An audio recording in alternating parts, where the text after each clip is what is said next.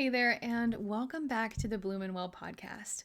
I'm Dr. Mackenzie, and today we are going to talk about something that may seem completely random at first, but I promise you that it is going to blow your mind. So, I want you to picture this. It's 2 p.m. You just had lunch. Maybe you had a salad or a sandwich, something that you normally have just later in the day. And within like 30 minutes or so, your stomach is huge. For some of you, maybe 5 to 10 minutes. Like you look 6+ months pregnant. And you are so bloated that you have to unbutton your pants.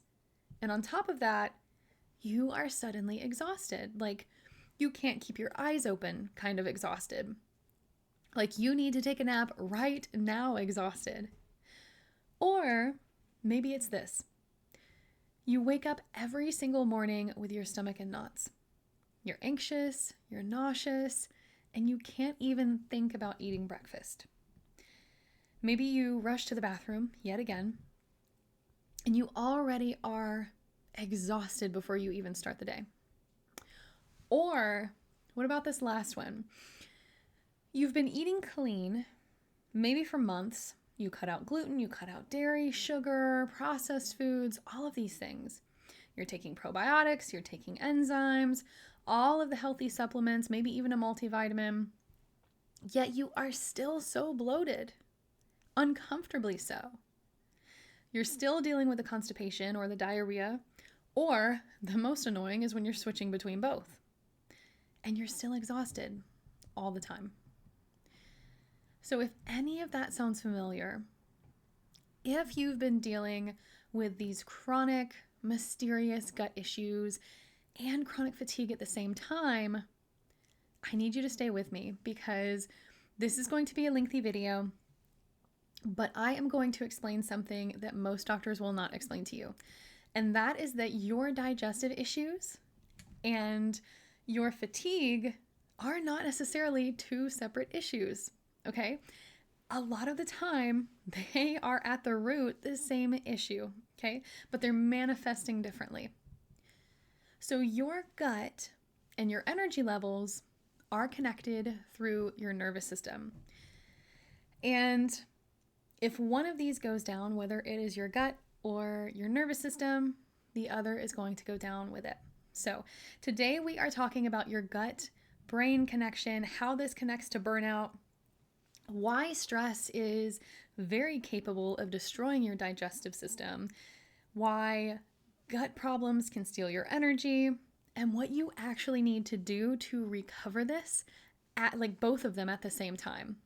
Because again, we need to work on both, right? Because if one is healthy, yes, the other is going to start to pick up, but when you're working on both at the same time, they are going to, you're just going to see drastic changes, okay? Because they are so intimately connected.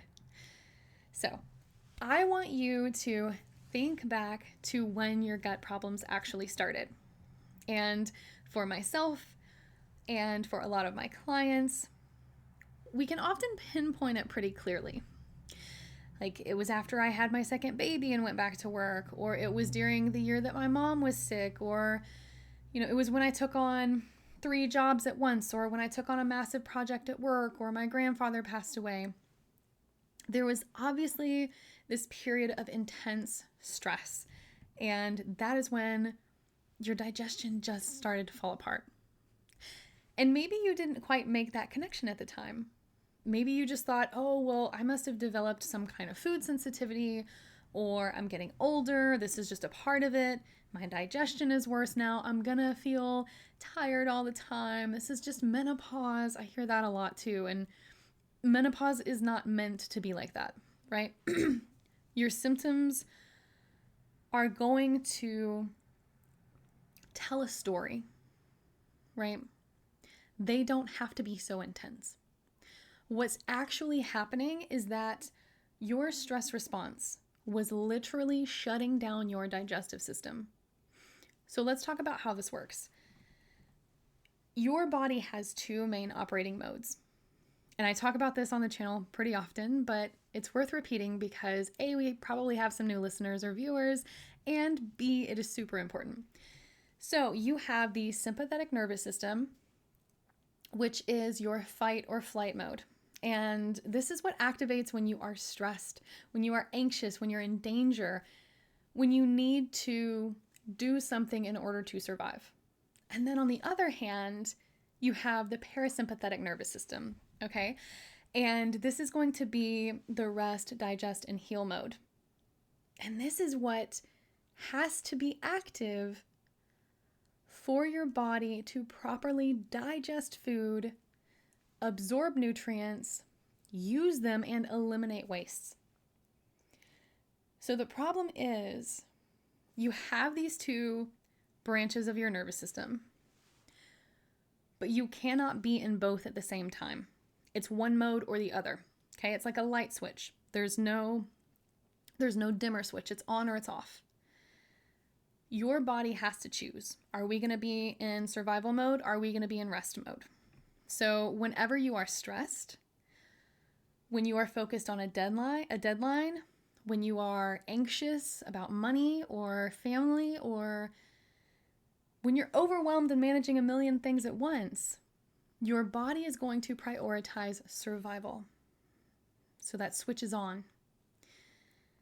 And it says, hey, we don't have time to digest right now. That's not important. We need all of our resources to go to us dealing with this immediate threat. And then what happens? Your digestion slows down, or maybe it stops completely and you're constipated for weeks, months. Blood flow gets diverted away from the digestive system towards your muscles so that you can run, fight, etc. Stomach acid, the production slows down, right? Your intestines stop moving properly. Everything stalls. Everything just doesn't function the way that it's meant to. And again, if this happens occasionally, like maybe you're stressed for a day or two and then you go relax, your body bounces back. It's no big deal. It's healthy, right? We can't avoid stress forever. But if you are chronically stressed for months, for years, maybe even decades, like some of the women that I work with, if you are stuck in that survival mode constantly, your digestive system never gets a chance to do its job. And that's when things really start to break down.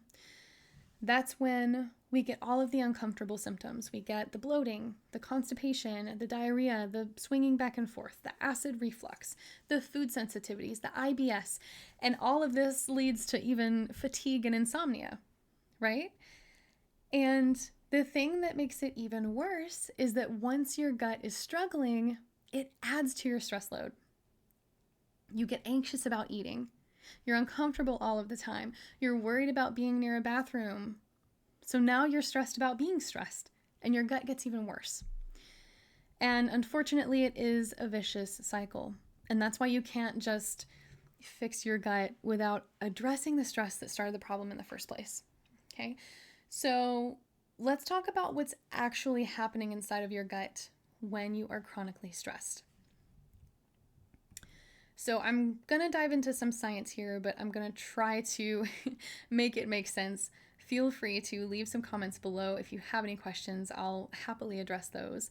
But I want you to understand what is happening in your body, because I truly believe if you understand what's happening, that is your first step to fixing it, right? Is that awareness, that knowledge. So when you are chronically stressed, there are three major things that are happening in your gut. First, you end up developing what is called leaky gut. Now, this is a buzzword. I feel like it's been on the internet long enough that a lot of people in holistic health and alternative medicine and all these things understand, or at least have a general idea of what it is. But let's talk about it. So in leaky gut, your intestinal lining is supposed to be a very tight barrier, okay? It is supposed to be very selective, but let nutrients through and keep out the toxins, keep out the bacteria, the pathogens, undigested food particles, parasites, etc. Okay? Think of it like a super selective bouncer at a club. They're only going to let the best of the best through. Okay?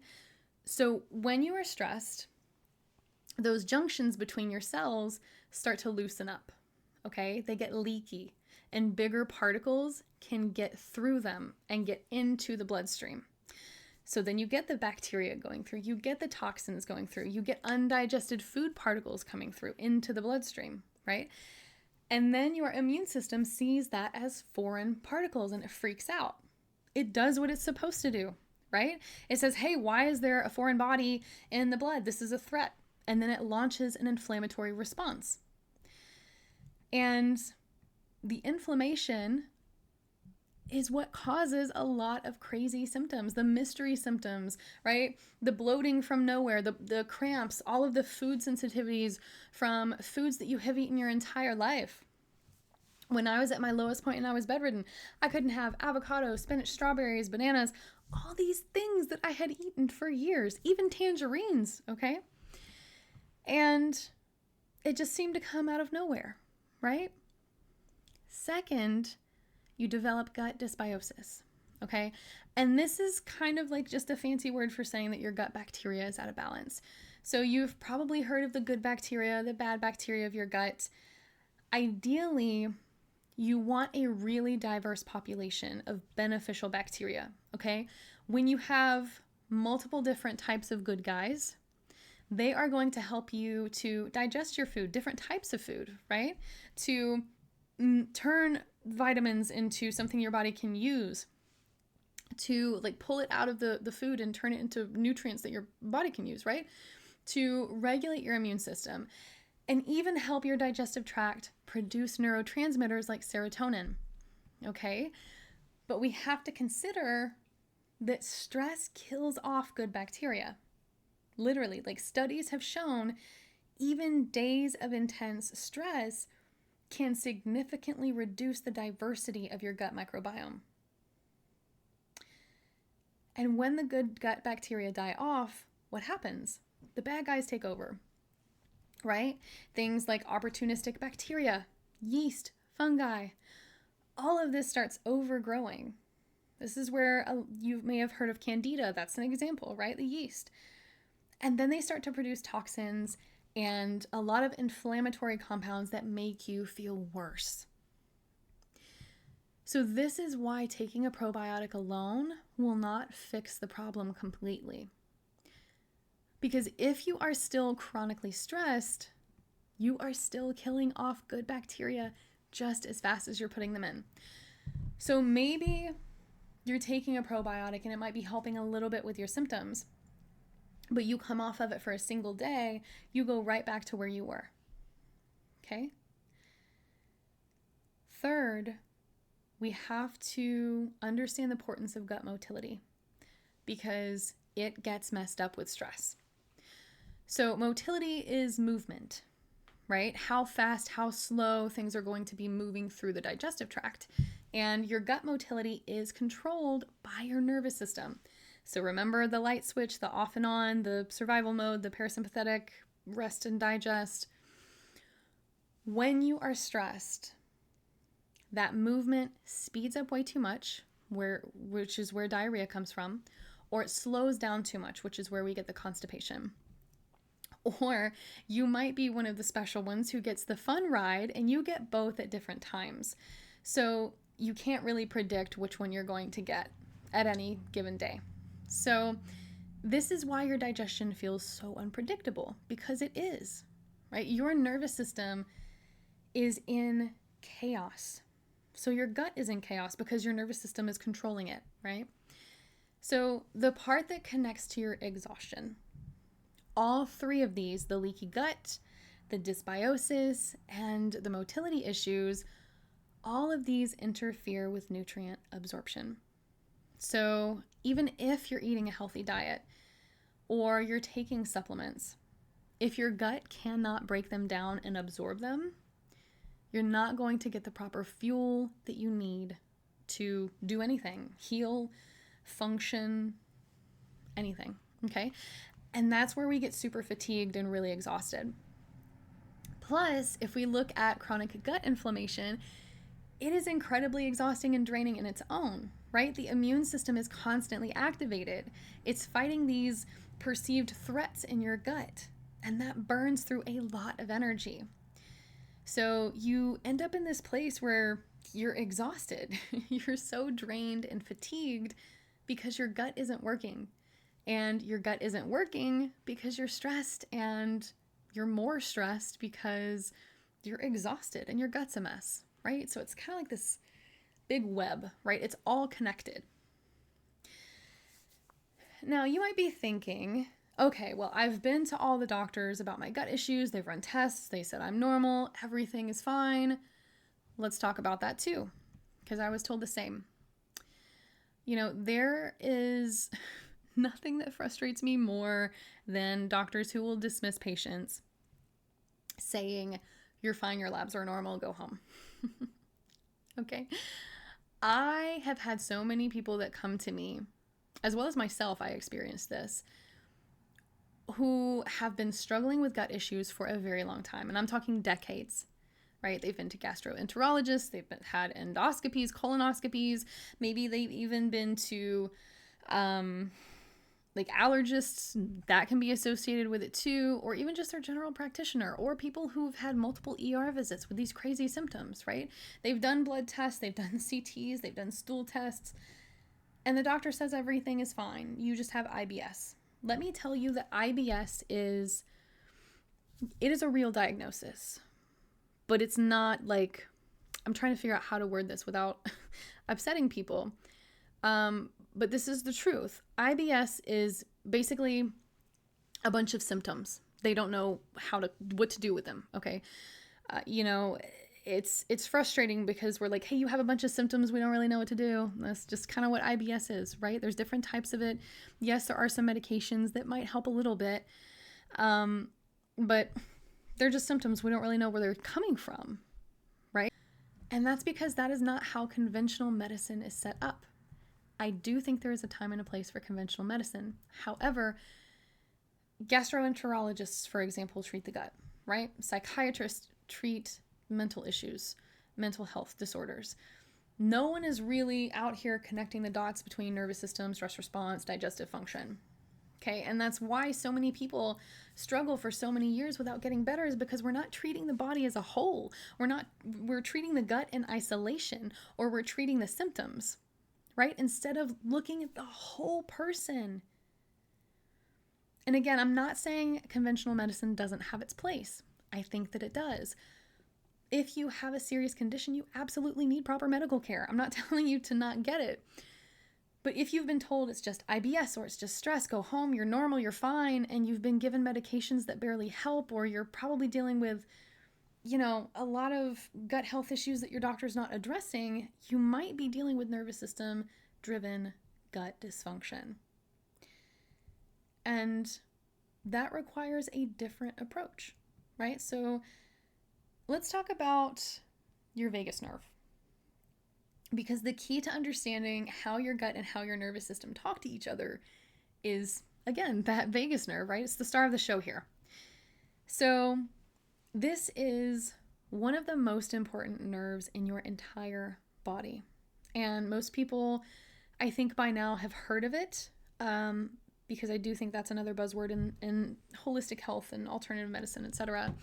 But your vagus nerve is the main nerve of that parasympathetic nervous system, right? We talked about the survival mode, and we talked about the rest and digest. So that vagus nerve is responsible for flipping on that switch into the rest and digest mode. So it runs from the brainstem all the way down through your neck, through your chest, through your abdomen, and connects everything. Like, it connects your brain to your heart, to your lungs, your digestive tract, right? So you can see why it is important with what we're talking about today. Now, think of it like a major highway, okay? Information is constantly traveling up and down this nerve, back and forth between your brain and your gut. And what is so crazy about it is 80 to 90% of the signals on your vagus nerve are traveling from your gut to your brain, okay? They can travel both directions, but mostly to the brain. Which means your digestive system is sending way more information to your brain than your brain is sending to your gut. So your gut is talking to your brain all day long, Okay. It's saying how it's doing. Like, hey, we just ate something. Hey, there's a foreign body. Hey, there's inflammation. Hey, we're stressed and we can't digest properly. Right? And then what happens? Your brain listens and it responds. And it makes decisions based on what your gut is telling it. Okay. This is why you might get that gut feeling about something. It's not just a metaphor, right? Your gut is actually communicating something emotional, something physical to the brain through the vagus nerve. Now, here's where it starts to get even more interesting in terms of burnout and exhaustion. So, when your vagus nerve is starting to function well, when you have what we call good vagal tone, it keeps your body in that rest and digest state more often, right? That's where we're happiest, we're safest. It starts to tell your digestive system, hey, we're safe. You can digest your food. You can work, right? It starts to regulate the inflammation. It starts to help you feel really calm and grounded. But when you are chronically stressed, that vagal tone goes down, right? Your vagus nerve kind of goes offline. And when that happens, all of the communication between your gut and your brain starts to get disrupted. Your gut cannot tell your brain, hey, we are okay, you can relax, take it easy. And your brain can't tell your gut that it's safe to digest and absorb nutrients. So both systems stay in crisis mode, right? And your digestive system is impaired. And we talked about it being a cycle, right? So that means your stress is going to stay elevated. And then you're stuck in this loop where you have these gut issues that are making you stressed, and you have stress that's making your gut issues worse. And that's why you can literally be sitting on the couch watching TV or having dinner with a friend, trying to relax, and then your stomach is just in knots, or you start getting just diarrhea out of nowhere because your vagus nerve isn't online enough to shift into that rest and digest mode, and it's stuck in that survival state.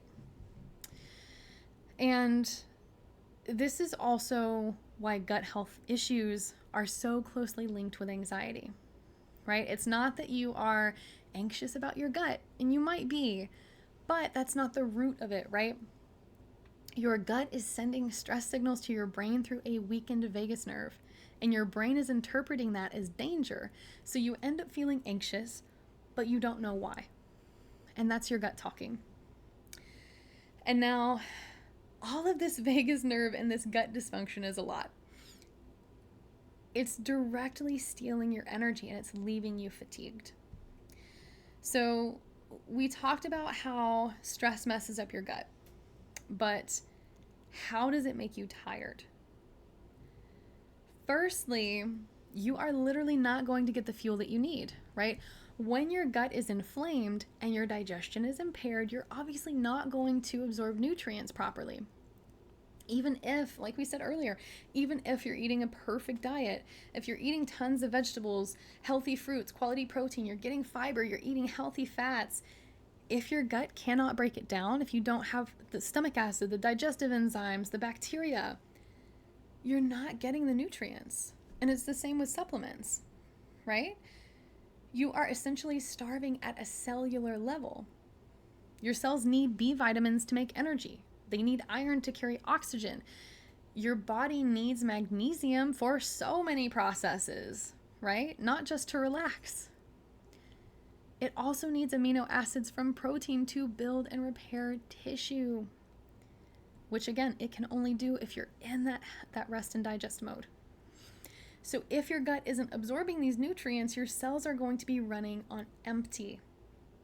Okay, and that shows up as fatigue, chronic fatigue that never goes away, right? Until the gut issues and the nervous system stuff is addressed. And unfortunately, I see this all the time with my clients, right? They get blood work done, their iron's low, their B12's low, maybe even vitamin D is low, and they're like, hey, I'm taking supplements. How are these low? Yeah, but is your digestive tract absorbing them, right? So again, it doesn't matter how much you're taking in, it's not getting into your cells. And then we also have to consider the chronic inflammation, right? Because like we said earlier, inflammation itself is going to drain your energy. So when your gut is inflamed from the leaky gut, from the dysbiosis, from food sensitivities, your immune system is going to be activated all of the time, which means it is in a fight. It is in a low-level war in your digestive tract 24/7. Think about being out in a battlefield trying to hide from the enemy 24/7. You are going to be exhausted, right? Immune activation burns energy, a lot of energy. Think about how tired you feel when you have the flu. That is your immune system working overtime, right? And when you have chronic gut issues, specifically inflammation, your immune system is going to be working overtime all of the time. And you're in this constant state of low-level immune activation. Okay, that's when we get people who have blood work and maybe their CRP comes back elevated, but everything else looks normal. So, oh, you look like you might have some inflammation, but the doctors usually brush it off, okay? We also have to consider that inflammation can produce cytokines, okay? And those directly affect your brain. They make you feel tired. They make you feel sluggish. They increase brain fog, okay? It's again, kind of like you have the flu. You just can't think, you can't function. All you want to do is nothing. You just want to feel better. All of this is your body's way of trying to force you into rest so that your immune system can properly do its work, because again, it has to be in that parasympathetic mode to work effectively. The problem is when we have chronic low-grade inflammation, you just feel sick and tired all the time, right? You're sick and tired of being sick and tired. Third, your gut bacteria help to make energy, okay?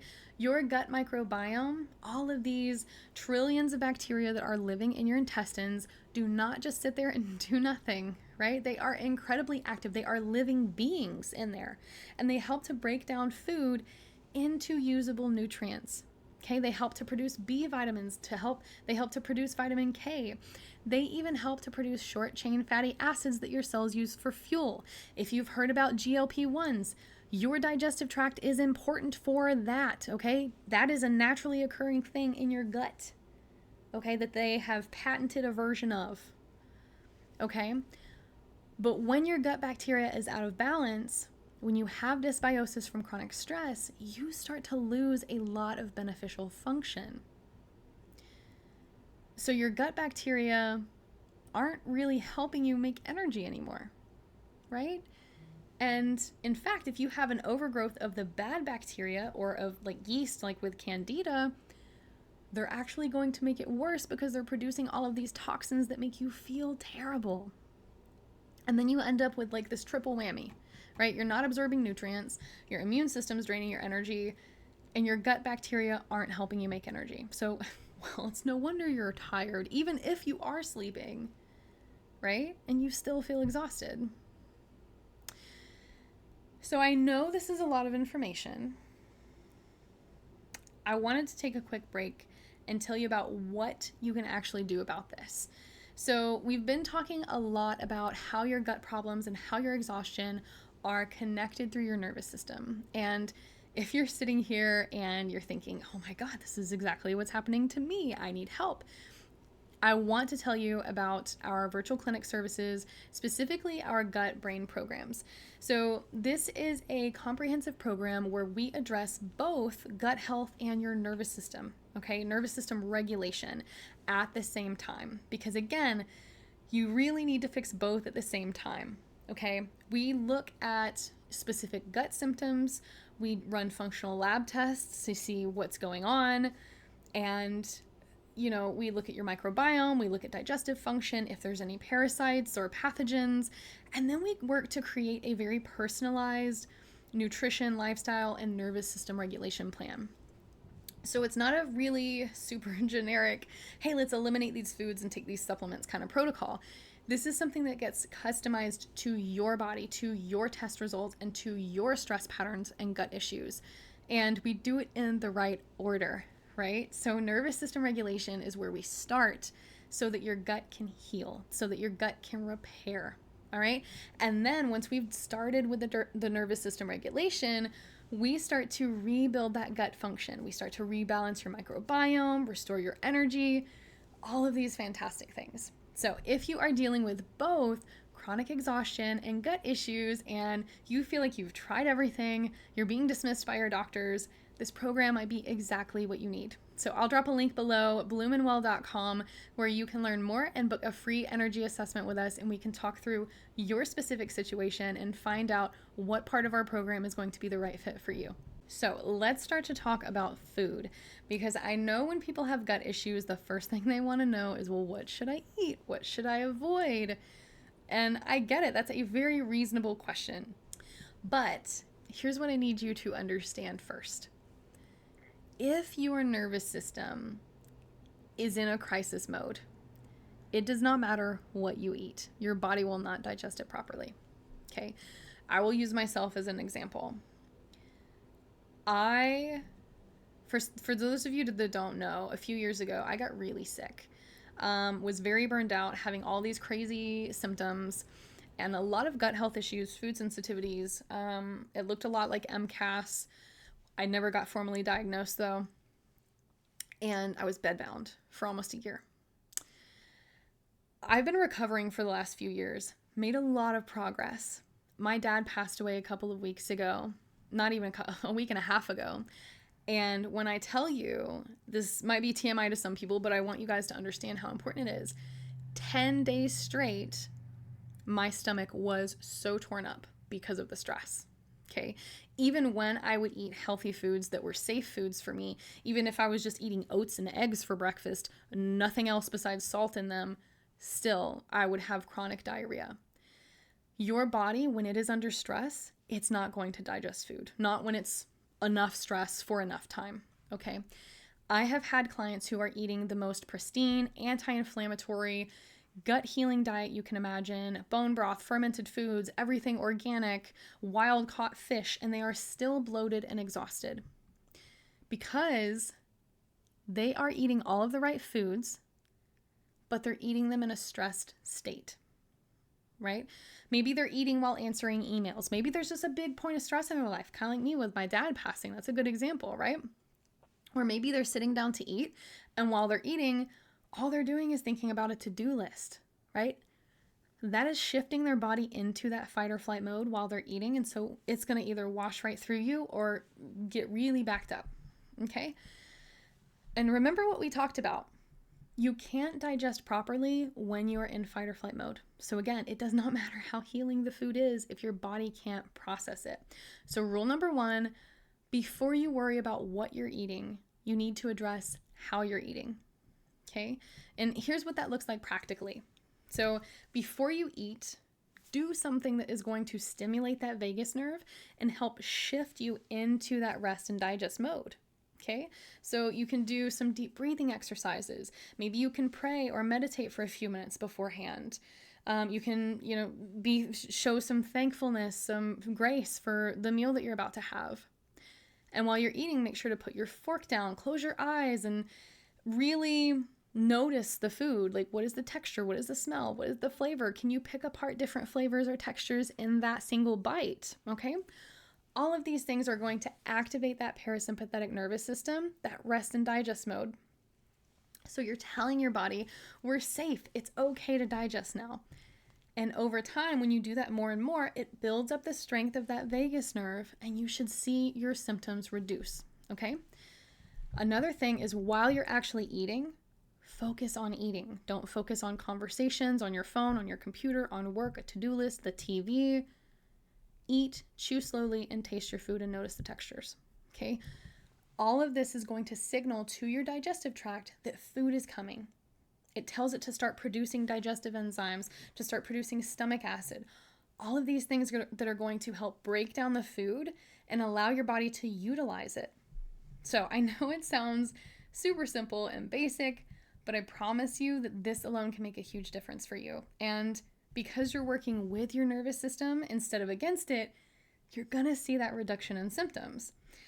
So let's talk about what to actually eat, because I know this is probably a pressing question. When your gut is inflamed and your energy is really tanked, you need foods that are going to be easy to digest but still have nutrients, right? You don't have to do a super complicated elimination diet. You don't have to do a super extreme protocol. You just need some gentle, nourishing foods, right? That your gut can handle. And for a lot of people, it might be different, right? But some basics that you can think about is to focus on cooked veggies instead of raw, because they're going to be easier to digest, right? Easier to break down. Cooking them makes the nutrients more accessible. And again, it's just easier for your body to digest it when it's already in that stressed state. Quality protein, okay? Protein at every single meal. Your gut lining needs those amino acids, which are the building blocks of protein, right? So it needs those to repair itself, because your digestive tract is muscle. It's smooth muscle, but it's still muscle. And make sure that it's well cooked. Make sure that it's easy to digest. This isn't the time for like a super rare steak or super tough, chewy meat, right? Like overcooked chicken, like I may have done the other day. It happens, and I get it, right? We also want to do some healthy fats, right? So your nervous system needs fat to function. Our nervous system, our nerves, our brain, they're all wrapped in this myelin sheath and fat. So we need that, right? Our body needs fat. So our hormones also need it. So don't be afraid of it. Don't be afraid of avocado oil or olive oil, coconut oil, some fatty fish. They are going to be your friends, okay? Fermented foods. If you are someone who has a lot of histamine reactions, I would table the fermented foods unless they are in extremely small amounts, and maybe you're like me and you're trying to slowly build up your tolerance and exposure to these things. But yogurt, sauerkraut, kimchi, all these things can be really beneficial for feeding your digestive tract more good gut bacteria, right? So always start with a small amount, because you don't know how your digestive system is going to react. And we want to rebuild that microbiome slowly.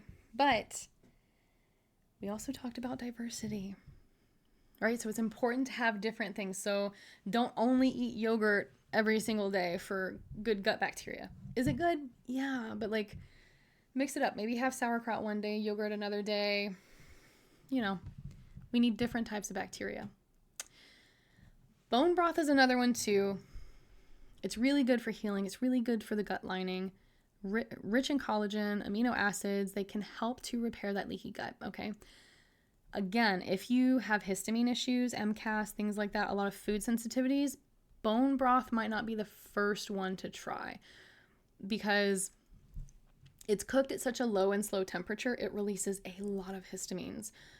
So with leaky gut, if you're having trouble breaking down histamines, which often happens in the later stages, I would just not do that for right now. Focus on the veggies, focus on maybe the probiotics and things like that. Now, in terms of foods that you want to minimize or avoid while you are trying to repair your digestive tract, processed foods. I feel like that's a super obvious one, but I want to talk about it anyway. Processed foods are full of additives. They are full of preservatives. All of these things irritate the gut lining, okay? Not only that, they feed the bad bacteria and the candida, okay? They thrive on that kind of stuff. And it's the same with sugar. Sugar feeds that yeast overgrowth, right? It feeds the bad bacteria. Not only that, but it spikes your blood sugar, which also stresses your system and your nervous system and elevates cortisol and makes it hard to sleep and hard to balance your hormones, okay? Alcohol and caffeine as well. Both are really hard on the gut lining, okay? Both can amp up the stress response, amp up cortisol. And I know that's hard to hear, especially the coffee part, but at least like temporarily removing it, or maybe temporarily going decaf. Remember though, decaf still has caffeine. I learned the hard way. I thought decaf had no caffeine, but it is not the same as caffeine free. Also, think about your specific trigger foods, right? If there are certain foods that make you feel worse, don't eat them when you're in a flare-up, right? If it's bad enough, try to avoid those. I feel like that's a given, but yeah, I'm going to say it anyway because there's some people that might do it. You have to consider that this isn't forever. Okay, this too shall pass, right? Temporarily removing some trigger foods is going to help reduce the inflammation long enough that your gut can repair, okay? And I know some of you are like, well, what about gluten? What about dairy? Should I cut those out? If you have bad enough symptoms, yeah, it's definitely something to consider. I cut them both out for about 3 years, and then I slowly started to reintroduce dairy. I have not intentionally reintroduced gluten. I have at a family event where I may have eaten some banana pudding, but we're not going to talk about that because it was definitely a bad idea. Learn from my mistakes there, okay? When your body is recovered enough, it's probably going to be fine, okay? Some people, you may not even want to add those back in. And that's kind of like with me. I don't really care for processed foods anymore. I don't care for sugar that much anymore either. But again, it's all going to depend on your body. Some people do better without them, but I'm not going to give you this blanket statement where everyone needs to avoid X because it's not true. The only one I would really say that to is processed foods, because I think processed foods are just not good for anyone, honestly.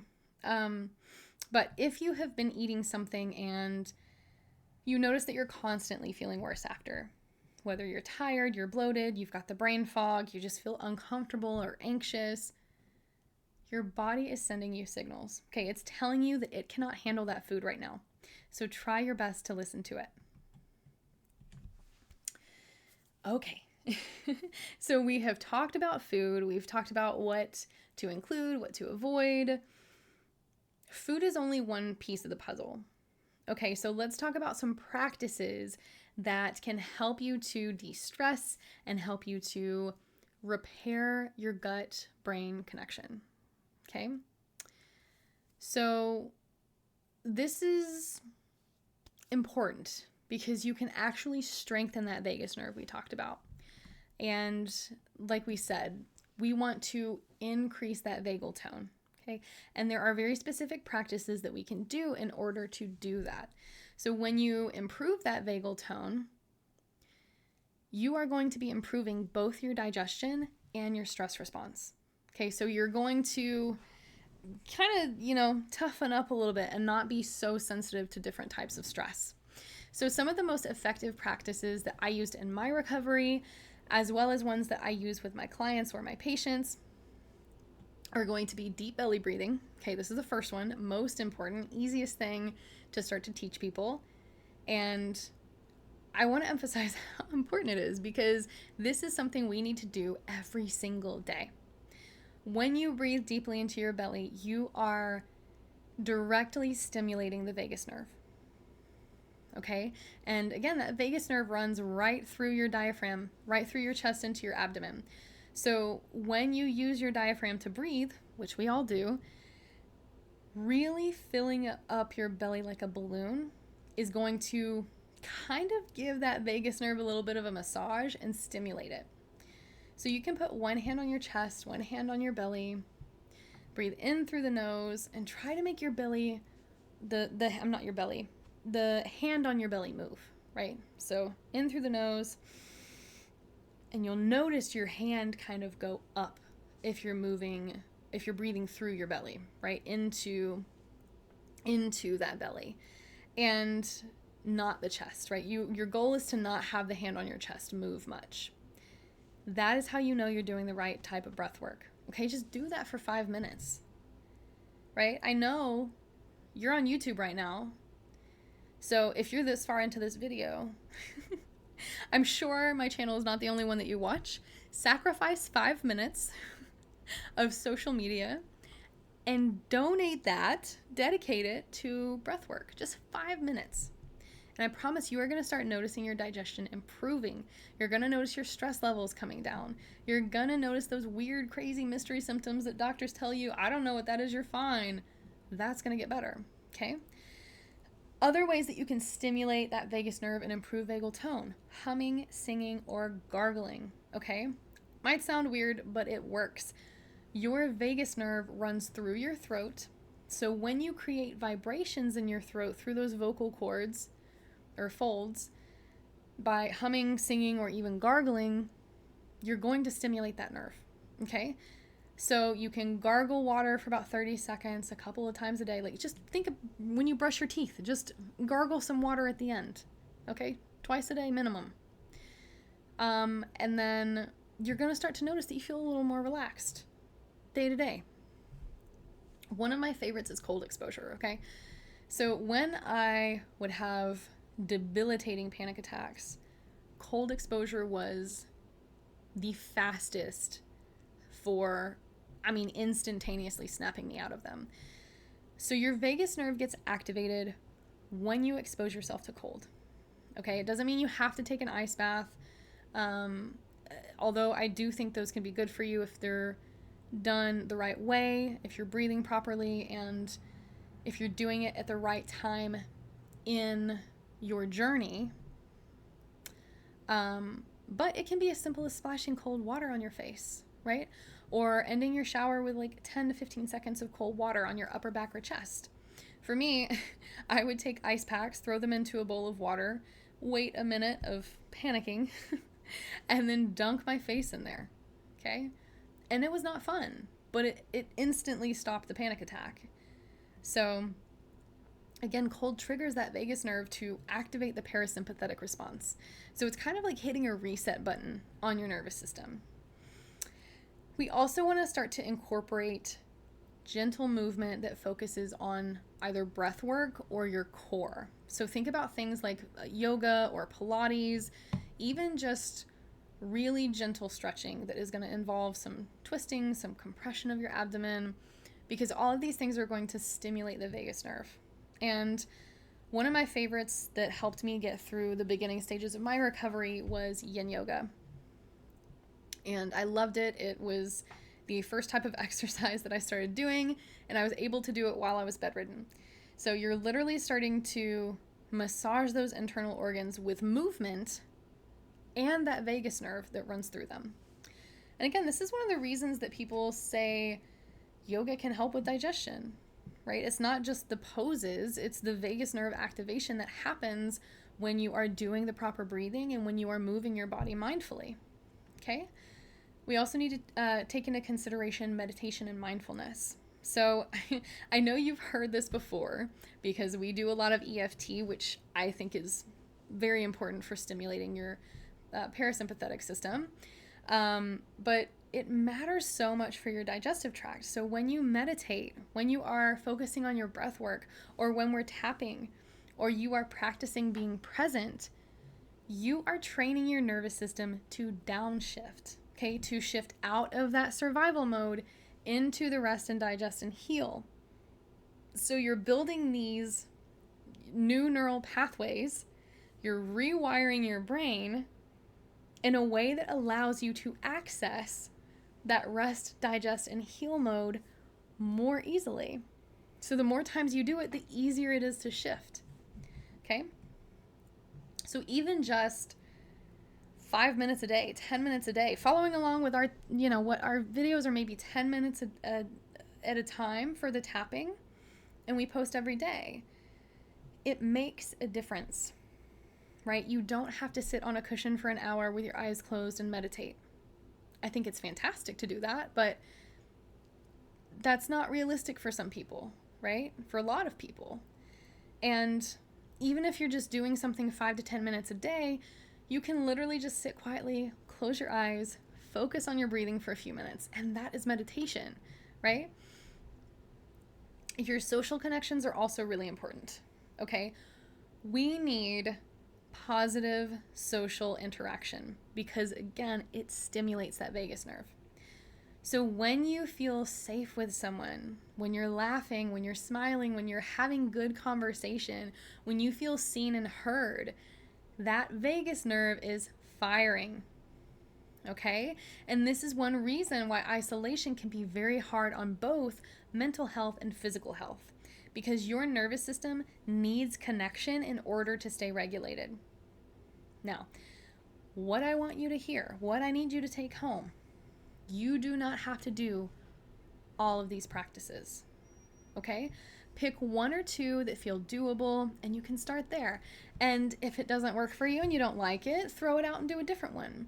If it does work for you, maybe a week or two later, start to add a different exercise on, and you can kind of stack them, and you'll feel even better, right? So maybe you do 5 minutes of belly breathing in the morning. Maybe you hum while you're in the shower, or maybe you gargle water after you brush your teeth, right? Maybe you commit to ending your shower with 15 to 30 seconds of cold water. Small, consistent practices are going to strengthen and build that vagal tone over time, okay? So you're literally starting to train your nervous system to be more resilient. And that is going to show up as better digestion. It's going to show up as better sleep, more energy, less anxiety, just feeling better in general, right? Okay, so now I want to address something that is very important that we haven't talked about yet, and that is the emotional component of gut issues, okay? So this is a little bit deeper, and it might feel uncomfortable for some of you, but I want to talk about it because it's very important. Your gut does not just digest food, okay? There's also some processing of emotions that goes on here, right? And you've probably heard phrases like, I have butterflies in my stomach, or, well, that makes me sick to my stomach, or like that gut feeling, that intuition, right? These are not just strictly expressions. They are describing physiological phenomenon that go on. So we call the gut the second brain because it has its own little like nervous system in there, right? There are so many neurons and they can function independently of the brain.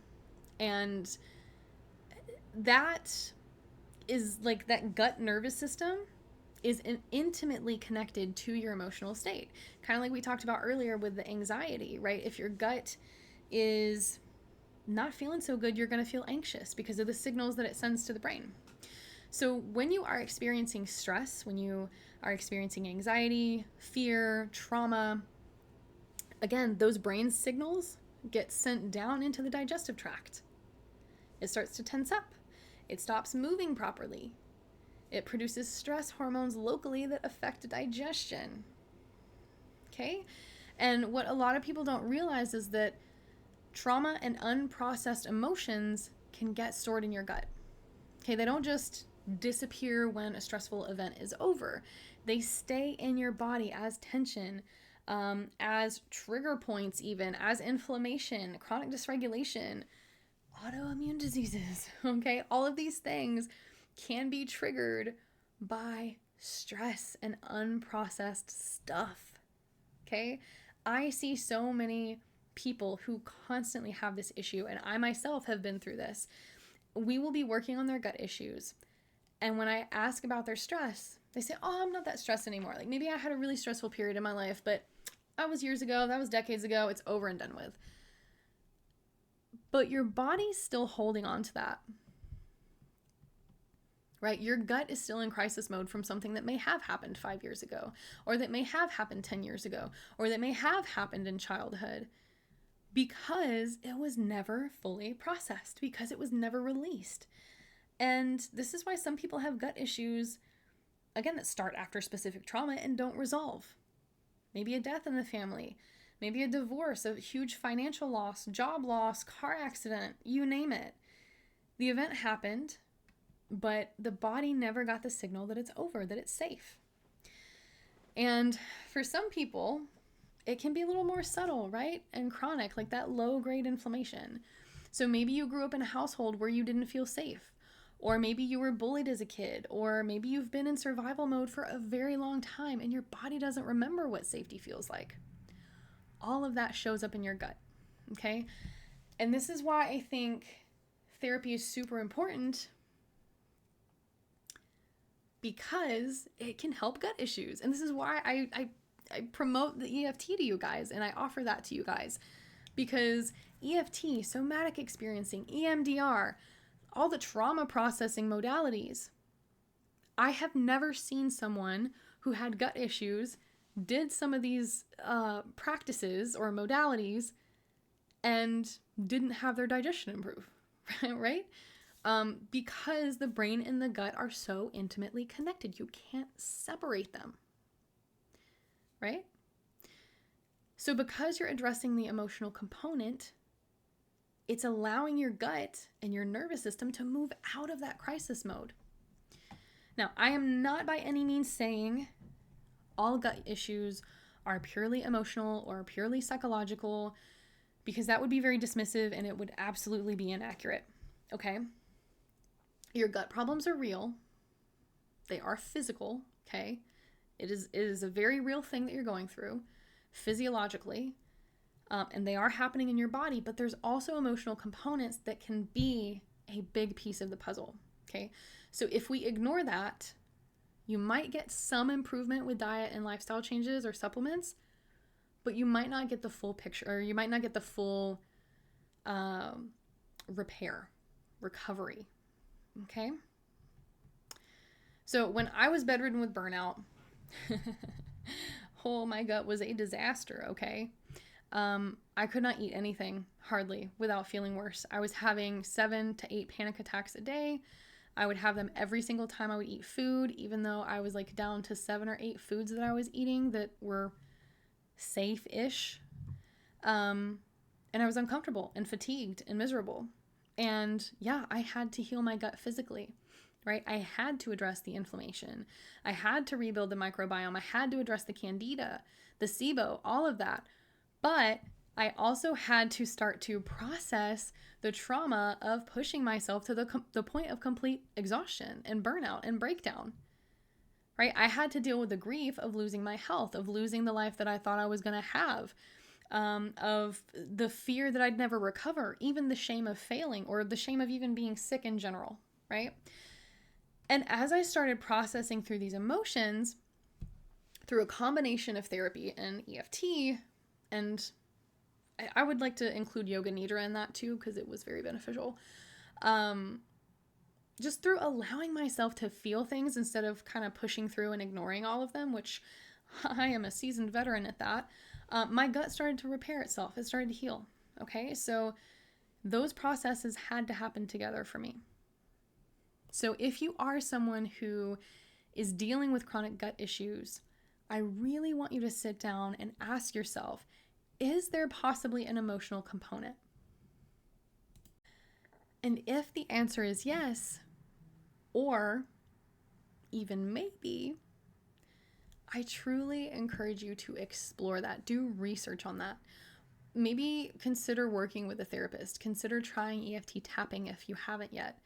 And look into some somatic practices that will help you to release that stored tension from your body, because I promise you, your gut is going to thank you. So we have covered a lot today, guys. So let me start to try and pull this all together for you with like a comprehensive look at what recovery might actually look like. So this is where I see people get stuck, right? They go all in trying to heal their gut. They cut out all the problem foods. They probably take a million supplements or do a detox and follow a really strict protocol. And maybe they do get a little bit better, but they end up plateauing and then they're still not fully healed. And the reason is usually because they are trying to fix their gut while their nervous system is in that survival mode. So again, that's like trying to renovate a house while it's on fire. You can patch those walls, you can try to repaint them all you want, but if that fire is still burning, the house is not going to be okay. It's going to burn to the ground, right? Your gut is the house. Your nervous system dysregulation is the fire. Until you put out the fire, until you address the chronic stress, the burnout, the nervous system patterns that are keeping you in survival mode, your gut cannot fully heal. Okay, and again, I see this with clients and patients who come to me after trying every gut protocol out there. Okay, they've done elimination diets, they've taken all the supplements, they've worked with functional medicine practitioners, and they are better than they were, but they're still not feeling good, right? And so when we start to dig into their life, they're still working 60-hour work weeks, 80-hour work weeks. They're getting, 1 to 3 hours of sleep with maybe a 1 to 2 hour nap randomly throughout the day. They're usually skipping meals because they're too busy. They're taking care of everyone else and not taking care of themselves. And that leads to them doing nothing but operating in stress mode. Okay? And I have to tell them, your gut cannot heal in this environment. It's not going to repair, right? Your body is too busy trying to survive to repair. Now, this does not mean that you can't start working on your gut while you're stressed. Of course you can. And I do think that you should, but you really need to consider doing both at the same time, because that is going to give you the best results and make you feel the best and get most of your energy back, okay? The fastest as well. So you have to look at supporting your gut with nourishing foods and with the right supplements, but you also have to regulate your nervous system with good breathing techniques, vagus nerve stimulation, with proper boundaries, with rest, okay? And think about addressing the physical symptoms and the root cause, not just the symptoms, right? And this is why in our gut brain programs through our clinic, we focus on both, right? We're not just going to try to fix your gut. We are working on the full system that broke your gut in the first place, okay? Because you can heal your gut completely, and then if you go right back to chronic stress and burnout, taking care of everybody else, not learning how to say no, your gut problems are going to come back, okay? But if you regulate your nervous system and you build up your tolerance and you're doing some inner work too, and then you heal your gut or repair your gut, or do them simultaneously, that's when you're creating real lasting change. You're breaking that cycle instead of just trying to manage symptoms. So what would that look like day to day? Okay, I want you to really think about that, because I think a lot of people get discouraged, right? Because healing is not something that happens overnight. Okay, repair is not something that happens overnight. Getting sick usually doesn't even happen overnight. Even though we might think it does, we might think, oh, well, I don't know, like for me, oh my God, all of a sudden I'm bedridden. What happened? No. It felt like that in the moment, but there was so much that led up to it that I was not registering consciously. So let's talk about what it might look like in real life, okay? The first 1 to 2 weeks, you're probably planting seeds. Okay, you start to do the practices, you're starting to integrate the breath work, you're working on the vagus nerve stimulation, maybe you're eating mindfully, you start adjusting your diet a bit, and honestly, you might not even notice a difference. Or it may not be a big difference, right? And maybe you do have a few moments where, yeah, you feel a little bit better, but overall you still feel pretty symptomatic. And this is completely normal. It sucks. I know it sucks, okay? It took me almost 3 years to get to a point where I was 95% recovered. But I don't want you to give up after 2 weeks, okay? Because this is where so many people quit because they think that it's not working. You just can't see that it's working at that point, right? Because it takes time. So weeks 3 to 4, you typically start to see some glimpses, right? Maybe you notice that your bloating isn't quite as bad after certain foods or after certain meals, or maybe you had a day where your energy was actually pretty decent. It was just one day, but hey, I actually had energy. Or maybe your bowel movements are a little more regular. These are small wins, but they matter so much. And they are absolutely signs that your body is starting to shift. Then when we move out to, say, months 2 or 3, that's when you're going to start to see pretty consistent improvement, okay? This is where people really start to feel different. Your gut symptoms are noticeably better. You have more good days than bad days. Your energy's improving. You're sleeping better. You're not cured, because again, healing is not linear. Recovery is not linear. You're still going to have some bad days, but that trajectory is clearly upward. Okay? And this is why I don't do a single 1 session, 1 patient visit. We do 3, 6, 9, and 12 months. Okay? Because again, if you you have 1 appointment, you're not going to see a difference because it takes time, right? Months 4 to 6, that's when you start to see this new normal, okay? Most people are starting to feel significantly better. Their gut is functioning more normally. They're not having all the food sensitivities. They're having consistent energy. They're not constantly worried about their digestion or worried about being around a bathroom all of the time. Yeah, maybe they still have occasional flare-ups if they get really stressed out or they eat something maybe that doesn't agree with them, but it's manageable, right? It's not like it's controlling their entire existence anymore. And then when we get past that 6-month period, again, for most people, this is like your maintenance phase. Okay, this is when that recovery becomes about maintaining what you've built and continuing to really strengthen your body even more. You know what your body needs. You know how to support your nervous system. You know how to support your gut. You know what foods work for you and what doesn't. And most importantly, you've broken that cycle. You've done some inner work too, right? Your gut's not just going to fall apart the second that you get stressed anymore. You have tools, you have regulations that are, or regulatory tools that are going to help you. You have the awareness. You have a body that can regulate itself. And again, everyone's timeline is going to be different, right? Some people are going to heal faster, some are going to heal slower. It really depends on your mindset, how long you've been dealing with these issues, how severe they are, other things that may be going on in your life, and what else is going on in your body.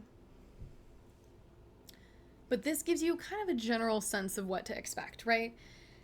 What I want you to understand is that recovery is possible. Okay, your gut lining can recover, right? Your energy can come back. You don't have to feel like this forever. I was bedridden for almost a year thinking, this is it. This is my life. I'm 27, 28. I'm never gonna, this is it. Like, I'm not gonna be able to help people anymore. What am I gonna do? And it takes patience. It takes a lot of consistency. It takes grit, determination, and honestly, it usually takes support from someone who knows how to help you through it. Someone who's been through it, I think, is the best. And that brings me to another plugin. So we talked about the gut-brain axis and connection. We've talked about how it can relate to burnout and how we need to address both your nervous system and your gut at the same time to get the best results. So if you're someone who's thinking, this all sounds like me, I want to feel better, I want my energy back, I want my gut issues to get better, I need help with this, I can't figure this out on my own. That is exactly why we have our gut brain programs, okay? So these are 12-week comprehensive programs where we run functional lab testing, we see what's actually going on with your digestive tract, we create a personalized nutrition plan that helps to support healing for you. Healing's not really the proper word. Repair of your gut lining is a better way to put it. And we teach you how to regulate your nervous system in ways that fit into your life, okay? We also help you to take a look at, what's going on in your mind. How do you think about yourself? Have you been through traumatic experiences? Is there any emotional baggage that seems to be lingering and unaddressed? Because again, those things could be keeping you stuck, right? And then we also give ongoing support and adjustments as your body changes. And the 12-week protocol gets people to a point where they feel better. If you are someone who has been struggling with this very severely for a long time, I will always recommend going all in for a year with us because that's going to be the best possible results you will ever get. But again, these are not going to be generic cookie cutter protocols, right? These are customized to you, to your lab results, to everything going on in your life, your stress, your body, and your specific gut health issues. And again, we have to do this at a pace that respects how exhausted you are and respects your body so that we are not adding more stress into your life and causing more problems, right? We want to remove the stress, right? We want to help shift your body into that parasympathetic mode. So if you are someone who is ready to stop struggling and you want to start repairing your gut, head to bloomandwell.com and you can book a free energy assessment with us, and we can talk about your specific situation and tell you honestly if this program is going to be a good fit. So, lastly, what I want you to take away from today: your digestive problems and your exhaustion are not two separate issues, okay, that just coincidentally exist at the same time, right? All of this is connected through your nervous system. Chronic stress shuts down your digestion. Poor digestion is going to deplete your energy, Exhaustion adds to stress. And then it just goes around and around and around, right? And you can't just fix your gut with dietary changes or supplements if your nervous system is still in survival mode. And that means your body's not going to repair while it's under a threat. The good news is, when you address both the nervous system and the gut, when you regulate your stress response, and you are supporting your digestion, both systems are going to help each other repair even faster, even better, even stronger. Okay? So you can get to a place where food doesn't make you feel terrible, bloated, anxious, or you're having all these food sensitivities. You can get to a place where you have consistent energy throughout the day, or where your gut is actually working the way that it's supposed to. And again, this doesn't require perfection, right? It requires understanding what your body actually needs and then giving it that support consistently over time. So before I let you guys go, I do have some homework for you. And again, I just want you to pick one. I've got a few options for you here. Option 1, before your next meal, take 3 deep belly breaths. That's it. Simple. Put your hand on your belly, breathe all the way down into your belly, and just be at peace. Okay, you're slowly shifting into that rest and digest mode. Option 2, try the gargling, okay? Every time you brush your teeth, 30 seconds, gargle some water. Okay, simple, 30 seconds added onto your day, 60 total. Okay, it's is not going to make that big of a difference. It's not going to make you late for work, I promise, okay? Option 3, notice one food that makes you feel worse. And I mean consistently. Every time you eat it, you get a flare-up or some type of funky symptoms. Whether that's bloating, anxiety, tired, hives, take a break from it. 1 week, that's it. Just one food, 1 week, and see how you feel, okay? So I want you to pick one of those 3 options, start there, and realize that that is some big work. I know it might not sound like it because they seem so simple, but that is you building new connections, new patterns. You're rewiring your brain too. So if today's episode did resonate with you, I would love to hear from you. Feel free to reach out on our website, or you can DM me on Instagram, Dr. Mackenzie Brewer, and tell me, do you have gut issues and exhaustion? Have you ever made the connection between them? Because your stories, your comments, your questions, all of these help me to know what you guys need to hear, what you want to hear for future episodes. So I thank you again for being here with us, and we will see you in the next episode.